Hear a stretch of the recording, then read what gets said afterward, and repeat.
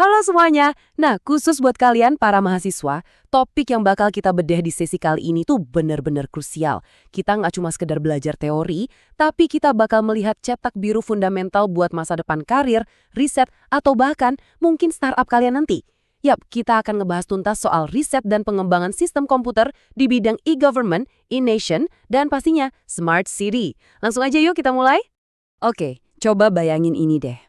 Pernah gak sih kalian ngebayangin sebuah kota yang semuanya dikendalikan penuh sama kecerdasan buatan atau AI? Bayangin lampu lalu lintas yang bisa adaptasi sendiri secara real time buat ngilangin macet, atau layanan publik yang udah ngerespon bahkan sebelum kalian minta. Terus ada transportasi tanpa awak yang gerak mulus kemana-mana. Kedengerannya kayak fiksi ilmiah di film-film kan? Tapi percaya deh teman-teman, ini tuh bukan fiksi, ini adalah cetak biru nyata dari arah kemajuan teknologi kita sekarang. Nah, untuk pembahasan kita kali ini, anggap aja ini silabus mini kita ya. Kita bakal ngelewatin 5 poin utama. Mulai dari visi era layanan digital, terus masuk ke arsitektur sistem penggerak kota, 6 teknologi kunci utamanya apa aja, gimana realita implementasi dan tantangannya di lapangan, sampai yang paling seru nanti di akhir, masa depan riset sistem. Oke, kita langsung masuk ke bagian pertama ya, yaitu visi era layanan digital. Jadi gini, transformasi digital yang masif ini tuh didorong sama kebutuhan yang mendesak banget. Kita butuh efisiensi, transparansi, dan pastinya kualitas hidup yang lebih baik. Tapi kadang kita suka kebalik-balik nih nyebutin istilahnya. Kalau kalian perhatikan, e-government itu ibarat langkah awal mendigitalisasi layanan publik yang spesifik. Contohnya kayak eKTP atau sistem perizinan OSS, fokusnya fungsional dan langsung nyentuh warga. Tapi kalau kita ngomongin e-nation, ini tuh lompatannya jauh lebih besar. E-nation itu integrasi skala nasional dari seluruh ekosistem negara, mulai dari pemerintah, ekonomi, infrastruktur, sampai data nasional terpusat kayak program Satu Data Indonesia dan Digital ID. Skalanya beda banget kan? Nah, lalu gimana kalau visi dan infrastruktur tadi kita aplikasikan ke tingkat tata kota buat ngelola sumber daya? Disinilah kita dapat konsep smart city. Ini tuh ibarat visi puncak dari keberlanjutan sebuah kota yang berdiri tegak di atas 6 pilar utama. Ada tata kelola cerdas, ekonomi cerdas, mobilitas cerdas, lingkungan cerdas, gaya hidup cerdas, dan masyarakat cerdas. Ingat ya, ini tuh kayak puzzle. Kalau satu pilar aja diabaikan, kota pintarnya nggak akan bisa berdiri dengan seimbang. Semuanya harus saling melengkapi. Sekarang kita lanjut ke bagian kedua. Gimana sih bentuk arsitektur sistem penggerak kota ini? Hal yang paling menarik di sini adalah, secara fundamental, smart city itu sebenarnya cuma sebuah sistem komputer raksasa. Dia butuh hardware, butuh software, dan pastinya jaringan. Coba perhatiin gimana alur saraf pusat kota ini bekerja. Langkah pertama, pengumpulan data. Di sini perangkat hardware kayak sensor IoT ngumpulin jutaan data mentah dari jalanan tiap detiknya. Terus langkah kedua, data itu ditransmisikan lewat jaringan menuju ke cloud. Nah, di langkah ketiga, software AI dan big data langsung ngeproses dan ngunyah informasi itu buat nyari pola-pola tertentu.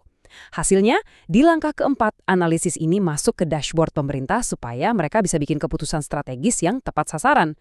Bener-bener kayak sistem saraf manusia kan? Selanjutnya, di bagian ketiga, kita bakal ngebahas 6 teknologi kunci utama di baliknya. Sebagai calon inovator masa depan, kalian tuh wajib banget paham isi dari kotak peralatan teknologi ini. Mari kita bedah satu-satu ya. Pertama ada IoT. Ini tuh ibarat indera peraba bagi kota. Contohnya ya sensor lalu lintas di jalan. Kedua, Big Data, yang tugasnya menganalisis lautan informasi dari sensor-sensor tadi. Ketiga, AI atau kecerdasan buatan yang ngasih kota kemampuan buat memprediksi macet atau sekedar ngelayanin warga 24 jam lewat chatbot. Keempat, ada cloud computing, biar kotanya punya ruang penyimpanan data yang super fleksibel. Kelima, jaringan 5G. Ini penting banget buat mastiin semua instruksi berjalan real time tanpa delay. Dan yang keenam, blockchain. Ini ibarat berangkas digital buat ngejaga keamanan data warga dari potensi manipulasi. 6 teknologi ini tuh ibarat satu paket komplit, nggak bisa dipisah-pisahin. Oke, teori udah. Sekarang kita masuk ke bagian keempat, realita, implementasi, dan tantangan di dunia nyata. Kalian harus tahu, inovasi itu nggak cuma hidup di atas kertas. Waktu sistem-sistem canggih ini diturunin ke dunia nyata, kita harus lihat perbandingannya secara adil. Di Indonesia sendiri, kita lagi lari kenceng nih buat ngejar ketertinggalan lewat SPBS secara nasional. Terus, Jakarta punya inisiatif Smart Traffic, Bandung terkenal banget sama comment centernya yang canggih, dan Surabaya jadi pelopor buat e-budgeting. Nah, buat patokan globalnya, coba kita lihat negara kayak Singapura dengan inisiatif Smart Nation yang super komprehensif, atau Korea Selatan dengan infrastruktur pemerintahan digitalnya, dan pastinya Estonia, negara yang sering banget inovatin punya implementasi e-government terbaik di dunia. Ini ngasih kita gambaran realistis sejauh mana sih posisi kita sekarang? Nah, dari perbandingan tadi, kita sampai pada satu realisasi yang amat sangat krusial. Dan ini jujur aja sering banget dilupain sama ahli IT. Ternyata tantangan terbesar dan paling susah waktu ngebangun sistem sekelas kota atau negara itu bukanlah soal seberapa jago kita nulis kode pemrograman. Sama sekali bukan. Tantangan tersulitnya justru ada di faktor manusianya.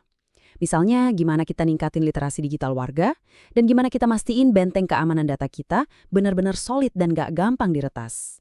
Coba deh perhatiin detail hambatannya di sini. Kita memang punya masalah teknis, kayak infrastruktur internet yang belum merata, atau integrasi antar lembaga yang susah. Terus ada masalah non-teknis, kayak SDM yang belum siap, literasi digital yang masih rendah, sampai regulasi yang lambat. Belum lagi mimpi buruk soal keamanan, kayak serangan siber atau kebocoran data pribadi warga. Tapi tunggu dulu, tolong jangan lihat ini sebagai daftar keluhan ya.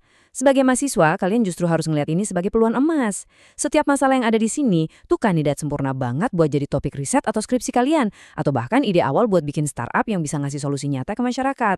Jadi poin krusialnya adalah, apa selanjutnya? Nah, kita sampai di bagian kelima, masa depan riset sistem. Sekarang, mari kita arahkan pandangan kita ke masa depan. Buat kalian yang mungkin lagi galau nyari arah riset mau kemana, perhatiin baik-baik ya. Fokus riset dan pengembangan saat ini tuh lagi jelas banget. Kita lagi gencar meneliti soal integrasi data nasional supaya nggak ada lagi data yang tumpang tindih. Terus, banyak juga yang fokus pakai AI buat merevolusi layanan publik, merancang sistem transportasi cerdas, dan tentu aja memperkuat sistem keamanan siber. Jalur-jalur riset ini tuh benar-benar terhubung langsung buat nyelesain masalah yang udah kita bahas tadi. Jadi ini bisa dibilang blueprint yang udah siap kalian eksekusi buat ranah akademis. Sekarang, coba deh proyeksikan pikiran kalian 10 atau 20 tahun ke depan. Bayangin hasil akhir kalau riset kalian itu sukses. Tren masa depan itu dengan sangat jelas mengarah pada keputusan berbasis AI yang jalan secara otomatis. Kita bakal ngelihat kota-kota yang beroperasi optimal tanpa butuh campur tangan operator manusia buat hal-hal yang repetitif. Transportasinya bakal otonom, layanan publik 100% digital, dan sebuah ekosistem di mana pemerintahan murni digerakkan oleh data. Disinilah teman-teman, sistem-sistem yang kalian rancang dan teliti hari ini bakal benar-benar ngambil alih kendali di masa depan. Dan ini secara brilian menggambarkan batas akhir dari riset kota cerdas saat ini, yaitu konsep yang namanya Digital Twin City, atau kota kembar digital. Konsep ini tuh benar-benar memukau. Intinya, ini adalah simulasi virtual raksasa di dalam komputer yang nge-copy persis sebuah kota fisik di dunia nyata. Jadi, sebelum pemerintah buang-buang anggaran triliunan buat ngebangun infrastruktur, mereka atau kalian sebagai penelitinya bisa memodelkan, menganalisis, dan memprediksi semua dampaknya langsung di dalam simulasi ini.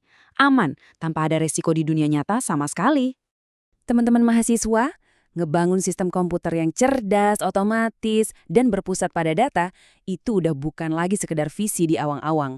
Ini adalah masa depan yang batu-batanya lagi kita susun hari ini. Lewat e-government, e-nation, dan smart city. Pertanyaannya sekarang bukan lagi, apakah ini bakal terjadi?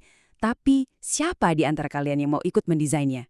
Kalian udah lihat kan gimana infrastrukturnya, apa aja rintangannya, dan sebesar apa potensi luar biasanya. Jadi, sebelum kita akhiri sesi bedah materi ini, saya mau nantang kalian nih, melihat semua kemungkinan tanpa batas ini. Apa topik riset kalian selanjutnya? Teruslah menggali, teruslah berimajinasi, dan mari kita ubah kota kita lewat inovasi. Terima kasih udah gabung, dan sampai jumpa di ruang diskusi riset berikutnya.